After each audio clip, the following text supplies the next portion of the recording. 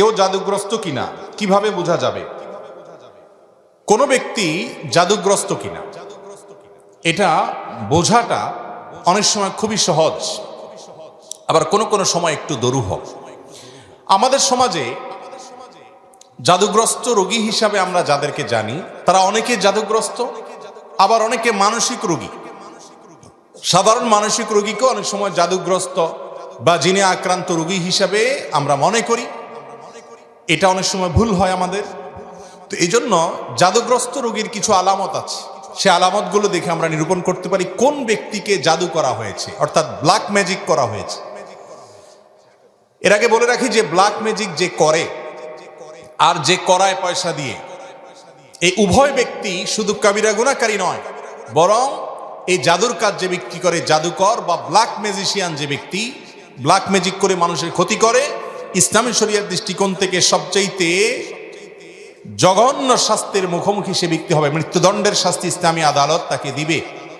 এইটাই হলো ইসলামী শরীয়র বিধান। এত জঘন্য অপরাধ। আর জাদুর বাস্তবতা, এটাকে আমাদের অনেক তথাকথিত বিজ্ঞান মনস্ক ভাইয়েরা অস্বীকার করেন। তারা বলে অলৌকিক বলতে কোনো কিছু নাই, তারা অলৌকিকতাকে অস্বীকার করে।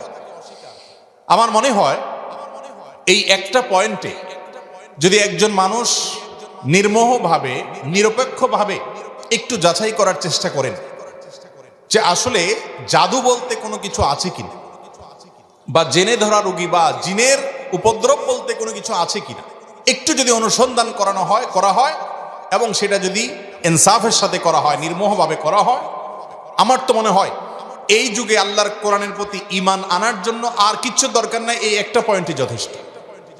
কারণ অনেক জিনে ধরা রোগী আছে, যেই জিনে ধরা রোগীদের পুরো অবস্থা যদি পর্যবেক্ষণ করেন আপনি, তাদের মধ্যে যে সমস্যা আছে সেই সমস্যাটা যে অলৌকিক, সেই সমস্যাটা যে কোনো লৌকিক সমস্যা না, সেই সমস্যাটা যে সাধারণ কোনো সমস্যা না, অসুখ না, এটা বোঝার জন্য আপনার পণ্ডিত হওয়া লাগবে না, বেশি সময় অপেক্ষা করা লাগবে না। যারা জিনের রোগী দেখেছেন এবং জিনের উপদ্রব যাদের বাসা বাড়িতে হয়েছে, স্বচক্ষে দেখার সুযোগ পেয়েছেন, তাদের কাছে এটা দিনের আলোর মতো পরিষ্কার। এবং এরকম বহু দৃশ্য দেখার সুযোগ আমার হয়েছে। আল্লাহ রাব্বুল আলামিন কোরআনে কারীমে সূরা জিনের মধ্যে জিন জাতির অস্তিত্বের কথা বলেছেন।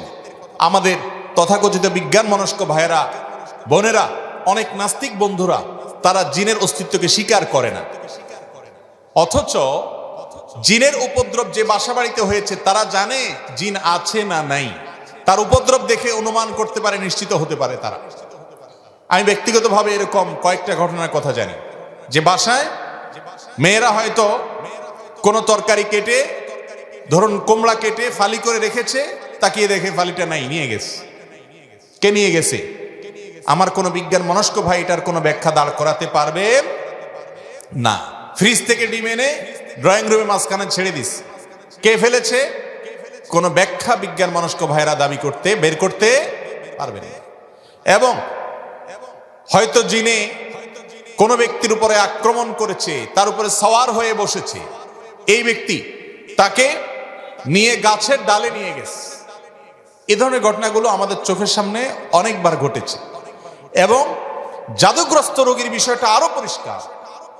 বিশেষ করে কোনো ব্যক্তি যখন জাদুগ্রস্ত হয়, জাদুর অনেক প্রকার আছে, এক একজনকে এক একভাবে জাদু করা হয়। নারীদের উপরে অনেক সময় ভিন্ন ধরনের জাদু করা হয়, পুরুষদের উপরে ভিন্নভাবে জাদু করা হয়। এই জাদু কারোর উপরে করা হয়েছে কিনা এটা বোঝার জন্য একটা মৌলিক আলামত হলো জাদুগ্রস্ত ব্যক্তি কোরআনে কারীমের তেলাওয়াত সহ্য করতে পারে না, কোরআনের তেলাওয়াত সহ্য করতে পারে না। গত বোধহয় কয়েক সপ্তাহ আগে আমার বাসায় এরকম একজন রোগীকে এক ভদ্রলোক নিয়ে আসলেন, এনে বললেন, ভাই এই লোকটাকে কেউ বা কারা জাদু করেছে, ব্ল্যাক ম্যাজিক করেছে। এবং তার আলামত হিসেবে তারা বললেন যে এ আজানের আওয়াজ শুনলে পাগলের মতো ছটফট করে, সে টিকতে পারে না, এবং কোরআনে কারীমের তেলাওয়াত সে শুনতেই পারে না। আমার চোখের সামনে তার সঙ্গে যখন কথা হচ্ছিল, কোরআনে কারীমের তেলাওয়াত শুনে তার শরীরে আমি নিজে চোখের সামনে দেখলাম যে তার পাগুলো, আঙ্গুলগুলো এরকম সব বাঁকা হয়ে যাচ্ছে। পুরো শরীর কোকড়ায় বোকড়ায় যাচ্ছে ভয়ঙ্কর ভাবে। আমার বিজ্ঞান মনস্ক ভাইরা, কোরআন তেলাওয়াতের সময় কেন এমন হয়? তেলাওয়াত শেষ আবার সে স্বাভাবিক, এটার কোনো ব্যাখ্যা কিয়ামত পর্যন্ত হয়তো দাঁড় করাতে পারবেন না।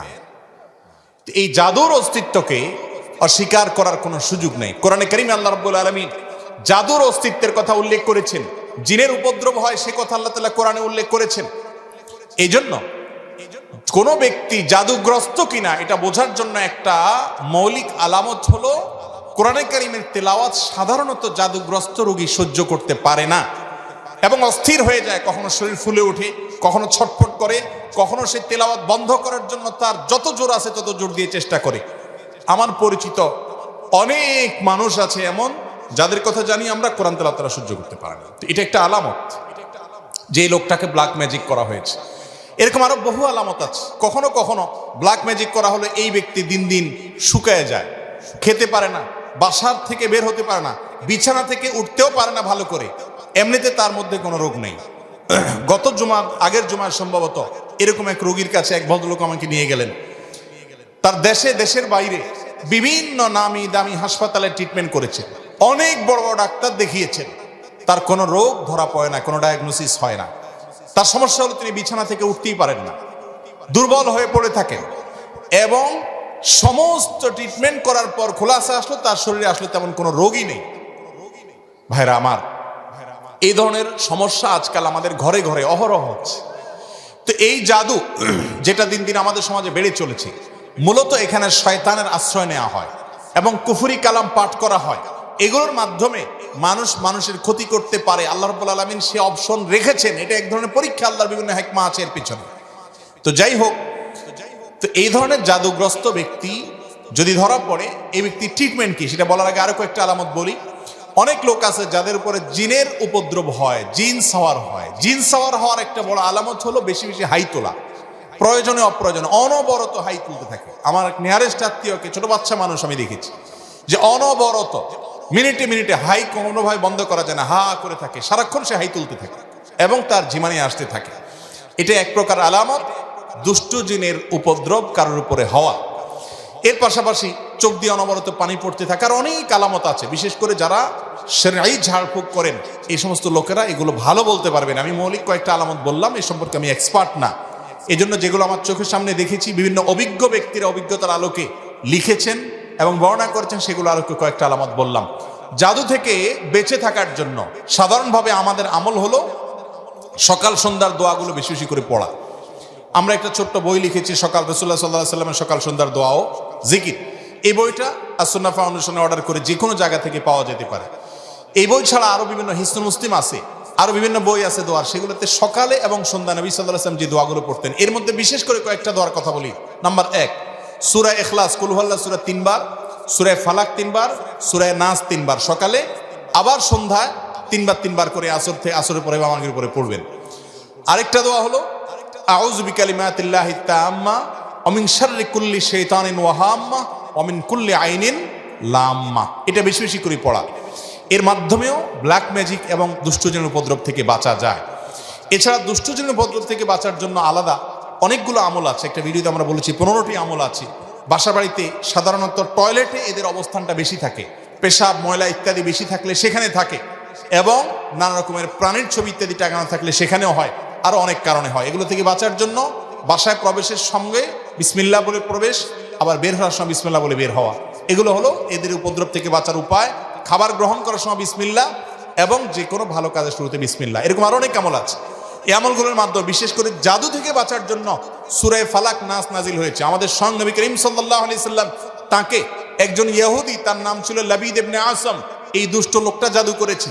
নবী সাল্লাল্লাহু আলাইহি সাল্লাম অসুস্থ হয়ে পড়েছেন, এমন অসুস্থতা যে কোনো ডাক্তারি ট্রিটমেন্টে কোনো উপকার হচ্ছে না, কোনোভাবে কোনো রোগ ধরা পড়ছে না। পরবর্তীতে আল্লাহ রাব্বুল আলামিন দুজন ফেরেশতা পাঠালেন। তারা দুজনের একজন তার পায়ের কাছে, আরেকজন মাথার কাছে দাঁড়িয়ে একজন অপরজনকে জিজ্ঞাসা করছেন লোকটার কি হয়েছে। তখন অপরজন জবাবে বলছেন তাকে জাদু করা হয়েছে, সাধারণ কোনো রোগ না। তখন জিজ্ঞেস করলেন যে কে জাদু করেছে, বললে অমুক জাদু করেছে, নাম সহকারে। কি দিয়ে জাদু করেছে? তার চুল দিয়ে জাদু করেছে। কোথায় আছে? অমুক কূপের নিচে আছে। এর প্রেক্ষিতে ওই ফেরেশতা আবার জিজ্ঞাসা করলেন তাহলে এখন মুক্তির উপায় কি? তখন বললেন এই কুল হুয়াল্লাহু আহাদ, কুল আউযু বিরাব্বিল ফালাক, কুল আউযু বিরাব্বিন নাস। বিশেষ করে কুল আউযু বিরাব্বিল ফালাক এটা এবং কুল আউযু বিরাব্বিন নাস, এই দুটি সূরা জাদু থেকে মুক্তির জন্য অসম্ভব উপকারী আমল। আর কোনো বাসায় এ ধরনের কোনো উপদ্রব থাকলে সূরা বাকারা তেলাওয়াত করা সম্পর্কে হাদিসে নবী করিম সাল্লাল্লাহু আলাইহি ওয়াসাল্লাম বলেছেন, যে বাসায় সূরা বাকারা তেলাওয়াত করা হয় সে বাসায় দুষ্ট জিন বা শয়তানের উপদ্রব থাকে না, আল্লাহ তাআলা হেফাজত করেন। এবং এই আমলগুলো আল্লাহর কসম করে বলেছি, আমি ব্যক্তিগতভাবে বহুবার অ্যাপ্লাই করেছি, আমল করে দেখেছি, সাথে সাথে উপকার পাওয়া যায়। কোনো কোনো সময় ছোট ছোট বাচ্চাদেরকে দেখবেন 2 বছর 3 বছরের বাচ্চা এমন অস্বাভাবিক আচরণ করে যে অস্বাভাবিক আচরণটা কোনো ব্যাখ্যা দিয়ে আপনি দাঁড় করাতে পারবেন। হঠাৎ করে সে পাগলামি এমন করে, সীমা ছাড়িয়ে পাগলামি করে, আপনি সাথে সাথে আউযু বিসমিল্লাহ পড়ে সূরা ফাতিহা পড়েন, সূরা ইখলাস, ফালাক এবং নাস, কুল হুয়াল্লাহু আহাদ, কুল আউযু বিরাব্বিন নাস যতটুকু পারেন নিজে নিজে পড়েন, পড়ে তাকে ফু দেন। আউযু বিকালিমাতিল্লাহি তাম্মা অমিন শাররি কুল্লি শাইতানিন ওয়া হাম্মা অমিন কুল্লি আইনিল লাম্মা, দোয়াটা পড়ে পারলে ফু দেন। এবং আর কিছু না পারেন অন্তত 3 কুল পড়ে পড়ে ফু দেন। সাথে সাথে ইনশাআল্লাহ আপনি দুষ্টজনের উপদ্রব থেকে বাঁচার আলামত নমুনা পাবেন। আর কিছু না পারেন সূরা বাকারার তেলাওয়াত, কোরআনে কারীমের তেলাওয়াত অনলাইন থেকে ইউটিউব থেকে খুঁজে বের করে চালু করে দেন। সাথে সাথে দেখবেন যদি ওই জাতীয় সমস্যা হয়ে থাকে, দেখবেন সে শান্ত হয়ে গেছে। এবং এটাও ব্যক্তিগতভাবে আমি বহুবার আমল করে দেখেছি। অতএব ব্ল্যাক ম্যাজিক এখন ঘরে ঘরে, দুষ্টজনের উপদ্রব এখন ঘরে ঘরে, যারা সাফার করছে তারা জানেন। আমাদের সবাইকে নবী করিম সাল্লাল্লাহু আলাইহি ওয়াসাল্লামের শেখানো আমলগুলো করতে হবে। আর ব্ল্যাক ম্যাজিকের ট্রিটমেন্টের নামে যা হয় আমাদের দেশে, বিশেষ করে কবিরাজরা যা করে, এদের বেশিরভাগই হলো বাটপার কিসিমের, এদের বেশিরভাগ হলো প্রতারক কিসিমের। এদেরকে বোঝা বড় কঠিন, বিশেষ করে যেই লোকগুলো অনেক মোটা অঙ্ক হাঁকাবে এবং ওই 7 ঘাটে পানি 14 ঘাট 14 পুকুরের থেকে অমুকটা তমুকটা, কালো ছাগল, কালো মোরগ, এগুলো আলামত খারাপ।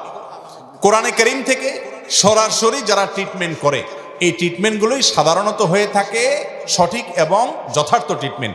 এরকম ঝাড়ফুঁকালা মানুষ অবশ্যই খুঁজে পাওয়া অনেক কঠিন হয়। আল্লাহ রাব্বুল আলামিন ব্ল্যাক ম্যাজিক সহ জাতীয় যত সমস্যা আছে এগুলো থেকে আমাদেরকে বেঁচে থাকার তৌফিক দান করুন।